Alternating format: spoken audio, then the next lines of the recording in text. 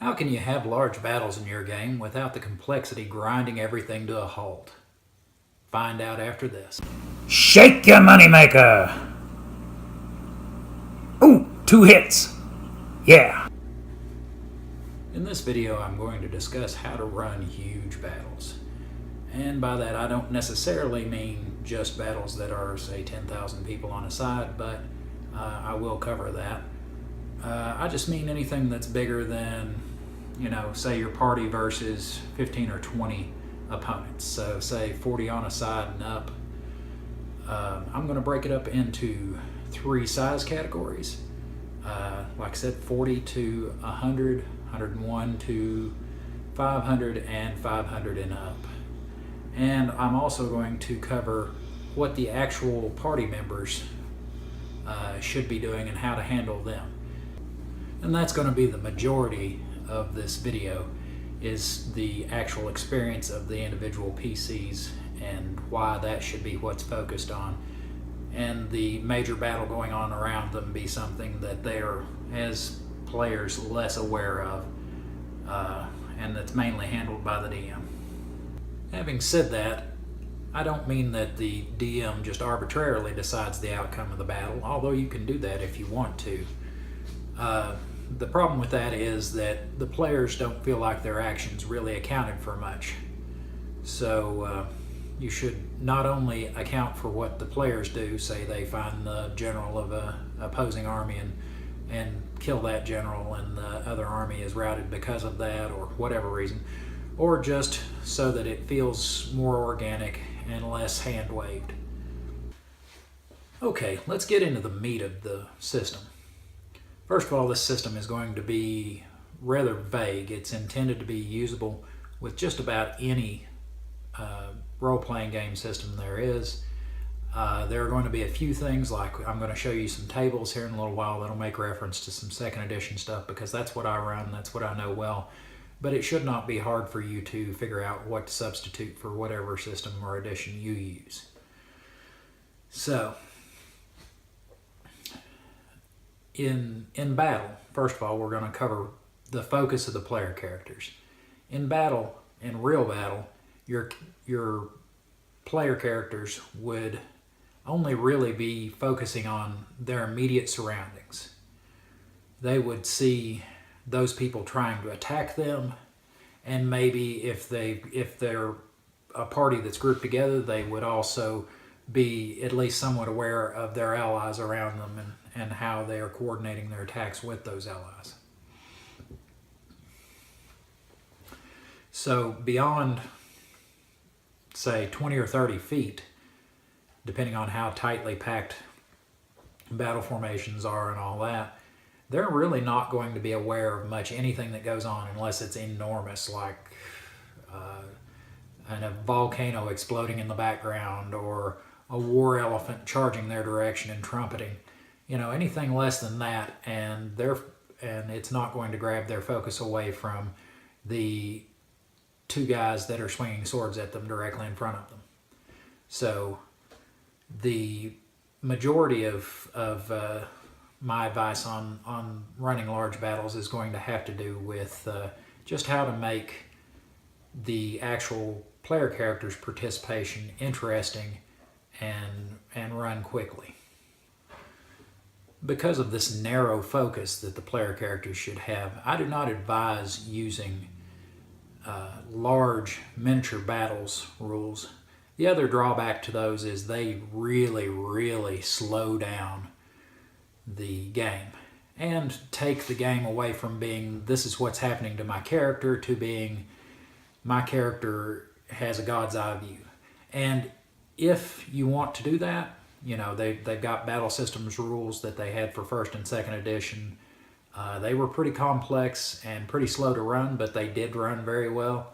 You could use like Warhammer 40k or some other, or not 40k, just plain old Warhammer or some other tabletop battle system, Warzone, Chronopia, whatever, and use that if you wanted to. But once again, that's if your characters are standing up on a hilltop and watching the battle, not actually participating in it, really.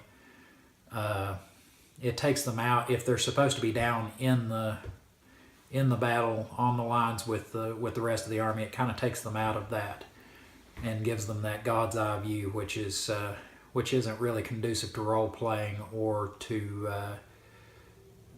suspension of disbelief.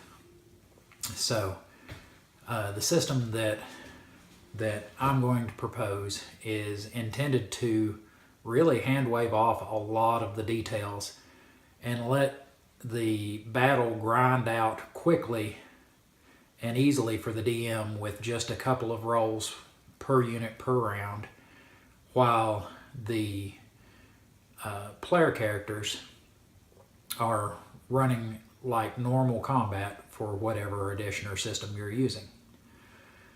So you're still, like for instance in 2nd edition, they're still doing the announcing what they're going to do, then a rolling initiative, then going through their actions and their opponent's actions in initiative order. Now, I have come up with 3 tables that are based on battle sizes to determine special things that might happen in each particular round of a battle. That way it's not just, all right, you killed that guy that you were fighting, 2 more step into his place. All right, next round you kill one of them and wound one of them and another guy steps into his place. That'd get pretty boring. So I've got special things like a large formation of archers looses all its arrows in the area that the player characters are at, and they have to avoid being turned into pincushions, or a cavalry charge comes through the area they're at, or someone turns a catapult, a ballista, a trebuchet, whatever, on the area that they're at, and a particular PC is targeted and has to deal with that. All right, now here are my 3 tables for what to do with your PCs as individuals in a large battle. Like I've said several times already, their awareness of what's going to happen in the field around them at a distance is going to be only vague. So they're going to be involved in individual combat with individual soldiers, and considering they're probably going to be higher level than your standard foot soldier, they're going to probably kill a whole lot of them.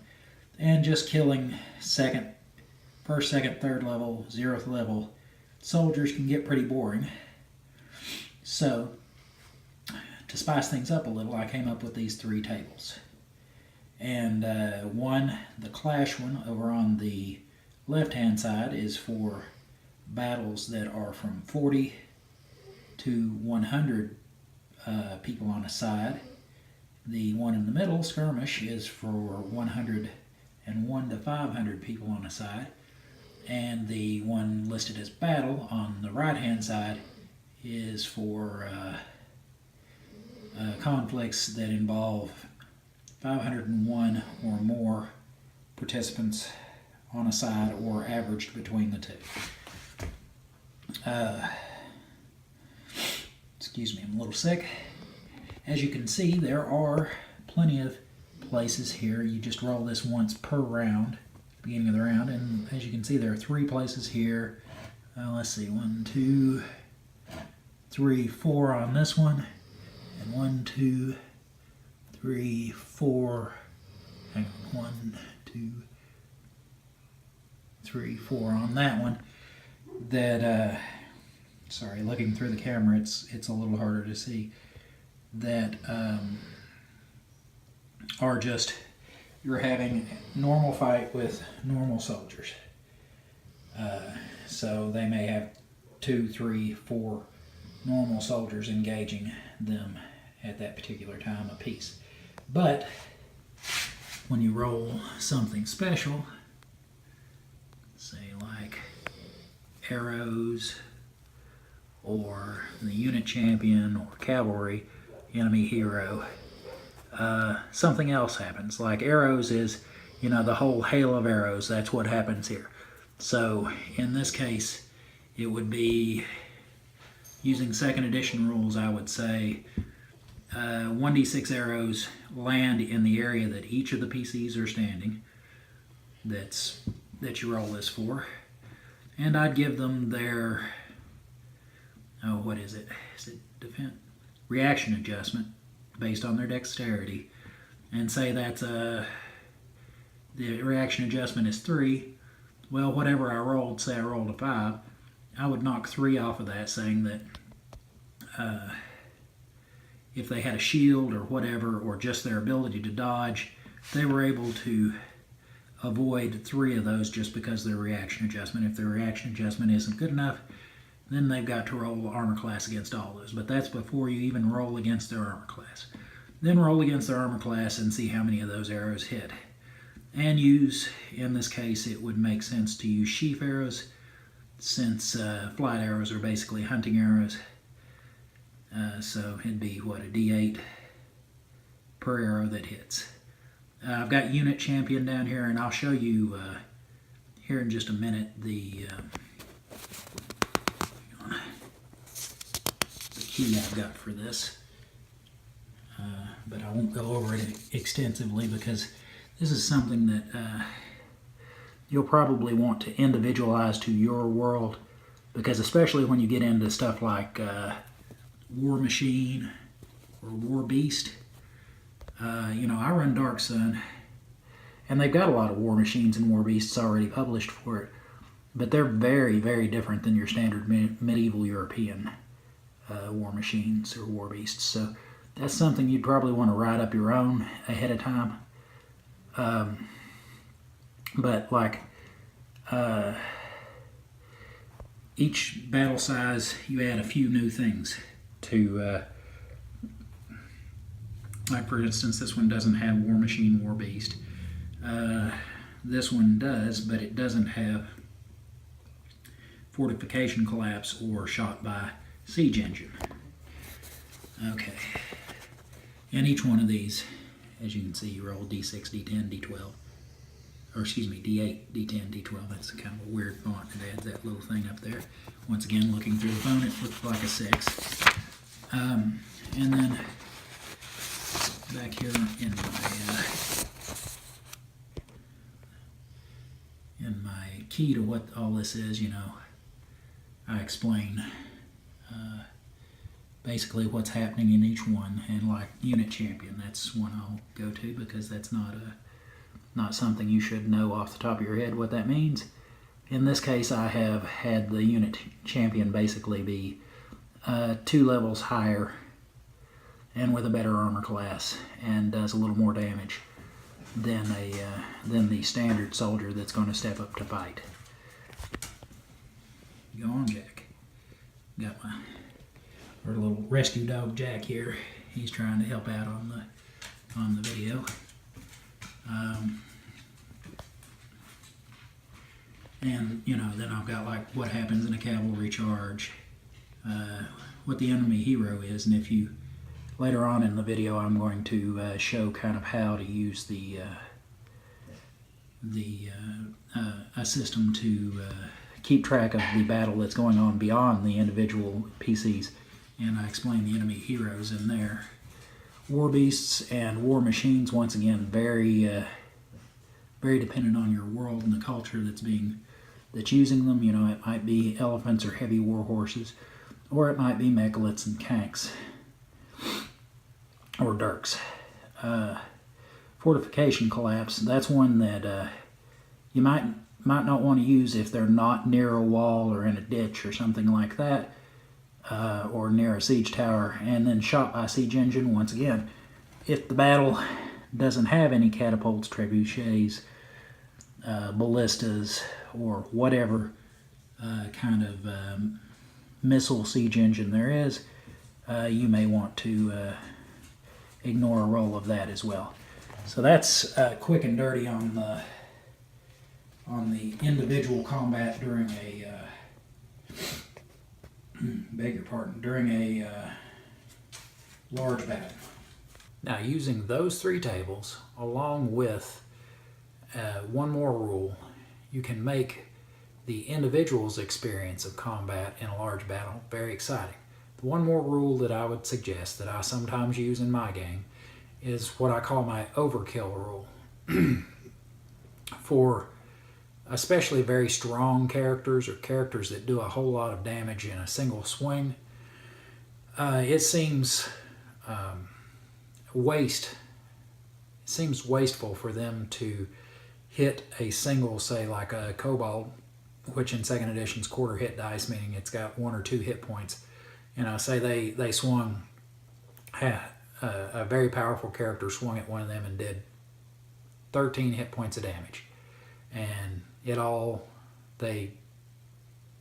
of those 13 hit points were wasted because the enemy was too weak to absorb them. So what I do is I take the amount of damage it took to kill the creature, subtract that from the total, and then half what is left. And if they're swinging at a tightly packed mass of enemies, a squirming bunch of kobolds, a tight formation of humans, whatever, they're going to hack straight through that first one. And say in the kobold example that it can take 2 points of damage. Say all of them are maximum hit points. They can take 2 points of damage. The guy swinging at them did 13 points of damage. The first one, he hit and killed with 2 points of damage. That leaves him 11 left. You half that. I'd give him the benefit of the doubt and round up. So giving him 6 points left to use. Okay, the next one takes 2 points of damage and it kills it. So that leaves him with 4 with 4 hit points that can be carried over onto the next one, which uses up 2 of those 4, and then you half the remainder, and he's got 1 left to carry on to a 4th one who he half kills. So basically in a single wide arc, he cut down 3 kobolds and slashed into the ribs of a 4th one. This makes your characters feel very heroic in large battles, and also allows them to not be overrun so easily. So using that and the 3 tables I showed you should make their experience as individuals in a large battle very exciting. Now, on the next part of the video, I'm going to talk about how the DM can keep track of what's going on beyond the focus of the individual PCs in the battle at large. Just like in the individual tables, I break that up into 3 size categories of battle. Beg your pardon. The first being a clash, which is 40 to 100 people on a side. And in a clash, I advise that the soldiers be grouped into groups of 4. And you'll see what I'm talking about later when I get into the actual graphic representation of this in a later part of the video.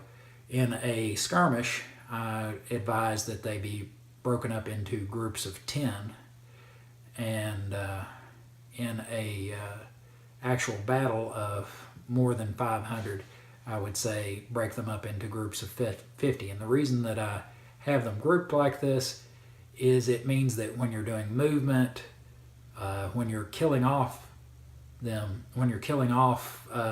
soldiers on one side or another, that it is not is time consuming that way. If you've got, say, 200 on a side and they move in groups of 10, that means that each side only has 20 groups that may or may not be moving, or 20 groups that could be killed or maybe not killed. So that makes things go a whole lot quicker and makes makes rolling things a whole lot quicker. And then each of those groups of 10, 4, 10, or 50 also are just part of a larger group, which is their entire unit of of NPCs that are like them, So you may have, in groups of 10, you may have, out of that army of 200, you may have 50 that are archers, and there's 5 groups of 10 archers, and 150 that are light infantrymen, and there are 15 groups of light infantry, all acting as one group, but you can move the individual 10-piece units around so that they can be a little more agile and they don't just move as one big block. So let's get on to that part of the video now. Okay, if you don't want to do something like using miniatures, which, like I said before, I do not suggest that you actually do, just because it takes so long to move everything and we're trying to avoid slow, ponderous stuff. But at the same time, you want to keep track of what's actually going on in the battle and not just completely hand-wave it and make it arbitrary and up to the DM. You can do something like this. Now this I did in Word because right now I've just switched over to a new laptop and my Photoshop is not set up yet. Otherwise I would have done it in Photoshop so I could have put a grid on it. And I would suggest using a grid here. But here I have 2 armies already with front facing, they're already together. I've skipped all the walking up to each other or charging in. They're already facing each other. And in this case it would be like, this example is kind of a Dark Sun example, so this might be a slaving company here, and this be the defensive force of a slave tribe, or some other group that's just out in the desert, some other village out in the desert. I have their stats down here, Blue Army, and these are the general, the heroes of the Blue Army, or for lack of a better term, heroes. They're the named individuals. And then the 2 different troop types they have, which are light infantry and archers. And then the same thing here for Red Army with the general, the heroes, the infantry, and then they've got some light cavalry here, which are Kank Riders. And on this, I've tried to boil down their stats to just the absolute bare minimum stuff. So basically the type of troop they are, what race they are, and in this you could even put mixed, and I considered that, but I just put human there for simplicity's sake. How many hit points they have, and this is not that each unit has 2 total hit points. This is that for each block in this up here, that it can take 2 damage from its enemy block. And that's an estimation of the maximum damage that they would do as an individual. Say, like if you come up to here, or I can't even see where I'm at. Okay, actually I've got to scoot over here a little bit. Sorry about that. If you come up to like here, you see, like this guy here, he does, if he's in individual combat, he's going to do in one round 2d8 plus 3 times 2. So basically I just said, all right, that 2d8 is 16 plus 3 is 19 times 2 is 38, which is almost 40 points of damage. So I'm going to say, since he's a single guy and not 10 guys, which at this level I'm doing 10 people per large block unit. Since he's a single guy, he's doing 0.4 damage. So each one of these points of damage done down here is, or hit points, either one, are the equivalent of 10 regular hit points of damage. It's kind of like the old hull point system in Spelljammer. Since you were dealing with something much larger, you just basically said, well, it was either a D8 or a D10. I can't remember then, but I'm making it a D10 here for simplicity. It's a 10-to-1 ratio. So where was I at? Okay, yeah, they basically do 2 points of damage per round that they actually hit, They have a 7 armor class and a 17 THAC0. And in this case, you know, if you're doing a D20 system, that would be, I'm not super familiar, so I may be wrong about this, but that would be like a 13 armor class, I think. And your to hit numbers, I'm not real sure how they work, but basically it would be, I don't know. To be honest, perfectly honest, I don't know D20 system well enough. But whatever an improvement of 3 on the base minimum score would be, is what that is. So, you know, I don't know. It might be 23. It might be 13. I don't know. I've already explained damage. Your movement here is just, in 2nd edition, the base movement for a creature, a standard man-sized creature, humanoid, is 12. So that's what I've got there. And then they don't have anything special. There are some, like this one here, this light infantry unit does have the ability to trample and overlap their the unit they're facing, so they're not just going into front facing with them. When they use that trample ability, they're going to do a point of damage, and if they destroy the unit that they're facing, instead of just standing where they were and killing them, they'll actually run over them and take that space up.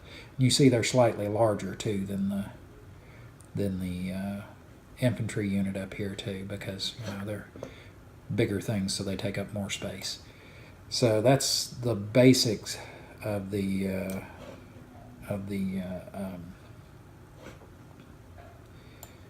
stats for them. Let's see, there's one other thing, like right here. This guy's a wizard, and you can see he doesn't have great fighting stats here, but you get down to special ability, and he has a cloud kill spell he can use in combat, which is a large area of effect spell that basically kills low-level creatures that enter it. And instead of trying to write all that crap down and having, you know, 3 lines worth of stuff, since I'm trying to keep this short and sweet, I just put the page number in the player's handbook right here. So back up to here. Now how am I going to use all that? In the situation that I've got here, you know, I've got my infantry units are actually, this front line anyway, are in combat. These are my Blue Army archers, Blue Army heroes, Blue Army general, Red Army infantry, Red Army cavalry, Red Army heroes are surrounding the Red Army general here. And you can use whatever term you want. But what I figure is that you're only going to get the only units that are, as far as melee are concerned, that can actually attack each other are this front line. These guys are not figured into it until they move into contact with the front line. So in this case, each of these guys, the Red Army, light infantry, they do two hit points of damage, or they have 2 hit points and do 2 hit points of damage apiece with a 17 THAC0 and 7 armor class. So I know they do 2 damage.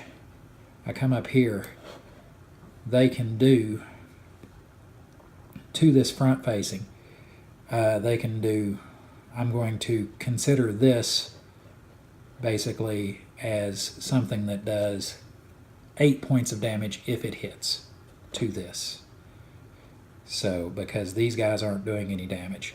So they're going to be doing, when it's their attack round, if they make their attack just like a normal one-on-one attack is the way I'm going to treat it. So I'm just going to be the to hit number of this versus the armor class of that.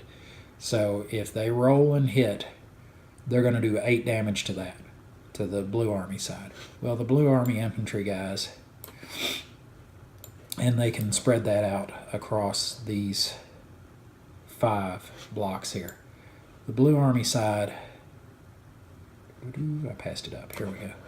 The Blue Army side has 2 hit points per, so that means that they would basically do enough to wipe out 4 of these guys. Now this is an extremely simplistic example, and you might have ones where this side only does one, so, and this side only does 1 damage per, so they'd be doing 4, and this side still has 2 hit points per, so they would really only take out, say, 2 of these. But in this case, it's kind of almost a 1-for-1 thing, because they do 2 damage. These guys have 2 damage. So if they successfully hit this, if they won their initiative, and I want to use each of these blocks like it's an individual person.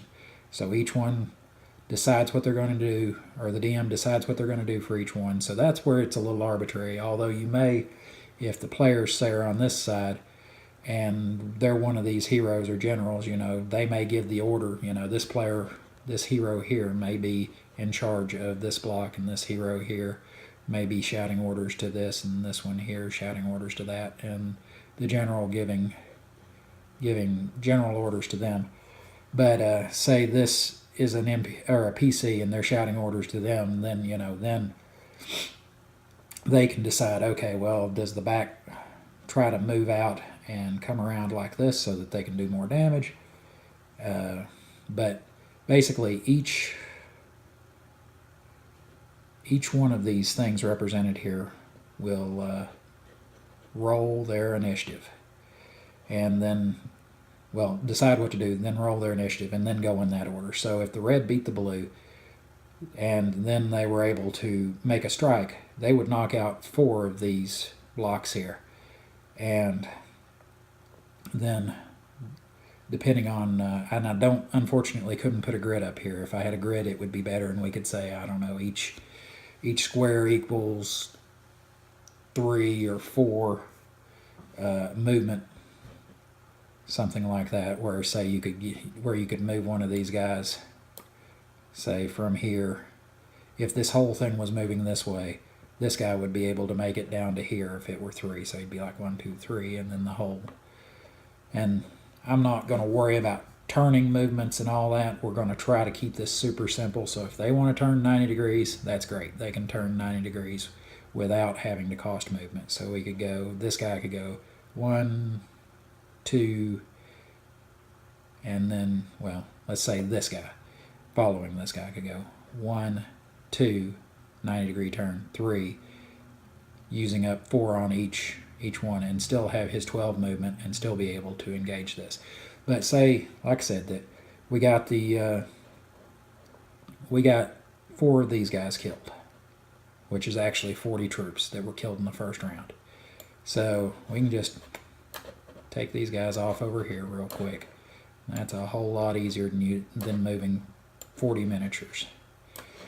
And then we'll say, and this guy has told them to move forward at the beginning of their next round, or say now it's their turn, and they're going to do something like this. Or no, let's see, what's the best way here? It would be, you can say they move into any contiguous square. So 1, 2, and 3. So this guy'd move up like that. He'd move over here. All these guys would move up like this. Boom. And boom, like that. That way they've got, back them up a little. And this is just for the DM to look at anyway, so you don't have to worry about everything being perfect as long as you know what's going on. Like you see, there's a little space here, there's a little space here. You don't have to spend time. As a matter of fact, I would say do not spend time lining all that up. So now these guys, they've moved, and now they can attack. So there may be some of them that still have movement left if they need to retreat, because like this guy used up all his movement. And this guy, let's see, he did what, 1, 2, he used up most of his movement. But these guys here still have 2 movement left, so they've only moved 4 of their 12. So if they have to retreat later on, they still, if they want to retreat at the end of after they've attacked, they still can. So I'm figuring you can move and attack in any amount that you still got left, and each of these will basically get, all their attacks will be done at once. But if you want to move part way, do your attack, and then move again, you can do that. Or if you want to move, move, attack, or attack, move, move, whatever the situation is. It's not like, some systems are like, okay, this is the movement phase, this is the melee phase, this is the missile phase, this is the magic phase. Let's not make it that complicated. Let's make it super simple. So now we have these guys attacking back, and they can attack back with 1, 2, 3, 4, 5, 6. And we already know that they do 1 damage apiece. So if we roll and they hit, then they're doing 6 damage. And these guys each have 2 apiece, so that's going to knock out 3 of them. They're back here dead now.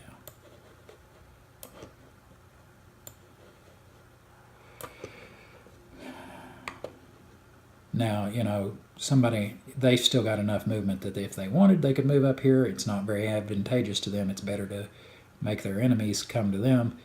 But, then say your cavalry comes in and they've got enough movement that they can come around back here. So they attack there. And they attack there, and they're actually doing a fair amount. They're only doing 2 damage too, but they're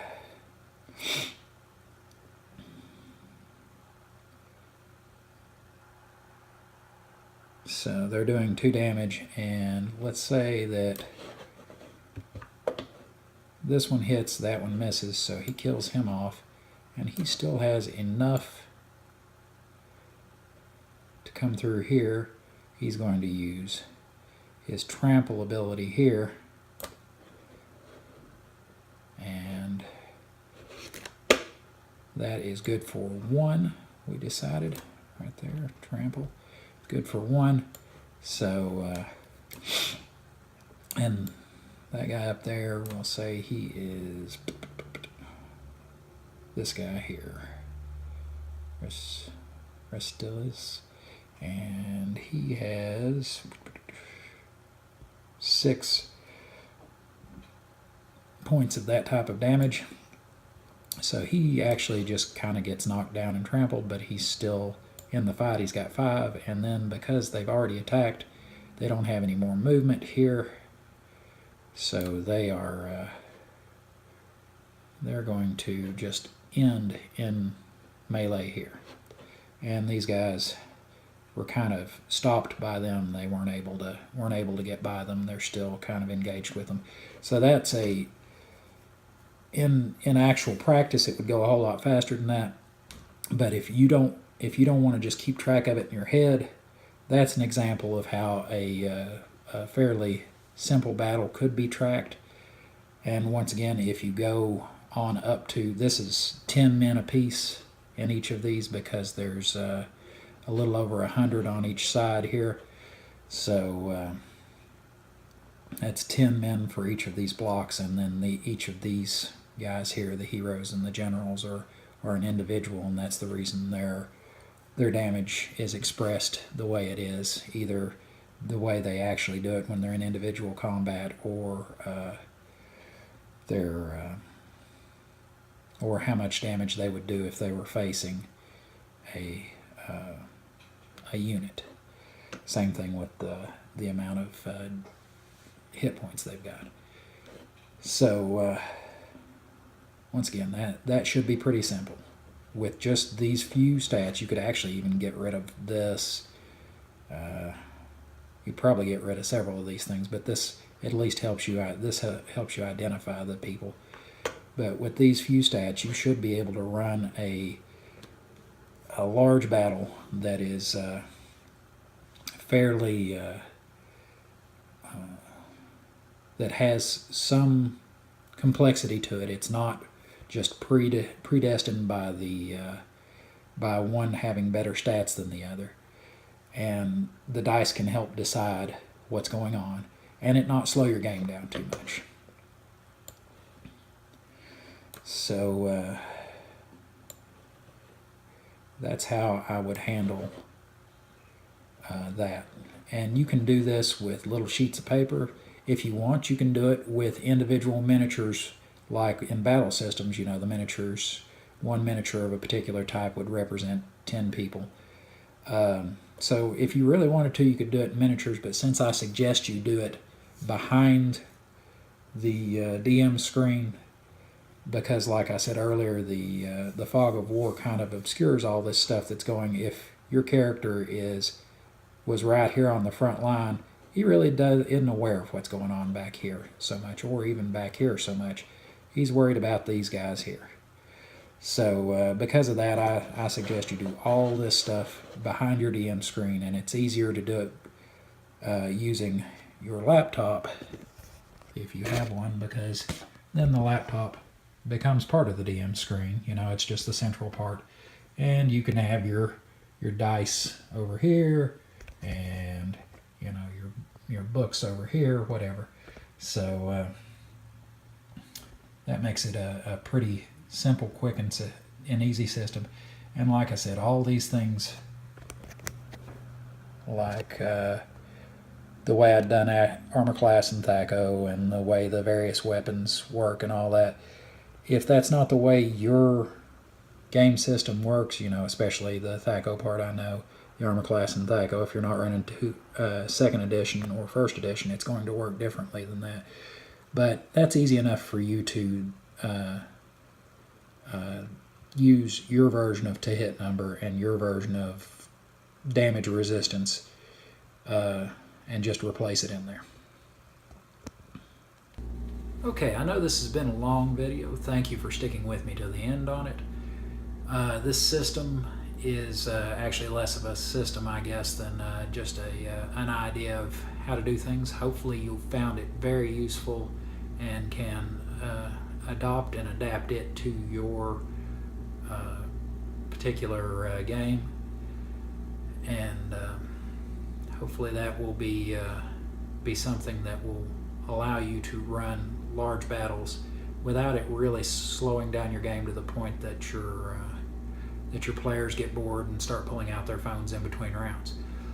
I have an announcement to make. I'm going to start doing a subscriber drive here pretty soon, and as part of that, I'm going to be giving away a second edition Advanced Dungeons and Dragons character record sheet book that I came across that is in almost like new condition. I mean, it's got ever so slightly tiny 1/16 of an inch bends at the ends of some of the pages, something like that. So it's not mint condition, but you have to look awfully close to see anything wrong with it. All the character sheets are still in it. I've looked through them. There's not a single one missing, not a single one filled out.